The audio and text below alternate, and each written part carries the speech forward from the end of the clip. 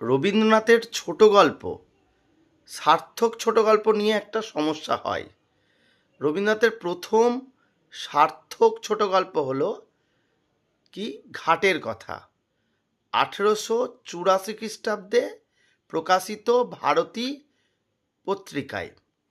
তার আগে একটি গল্প লিখেছিলেন রবীন্দ্রনাথ, তার নাম হচ্ছে ভিখারিণী, 5টি পরিচ্ছদ, 1877 খ্রিস্টাব্দে।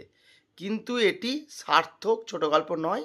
রবীন্দ্রনাথ প্রাথমিকভাবে ছোট গল্পের লেখার একটা উপযুক্ত করে সেটা লিখেছিলেন, কিন্তু ছোট গল্পের যে বৈশিষ্ট্য সেটি খুব একটা প্রকাশিত হয়নি।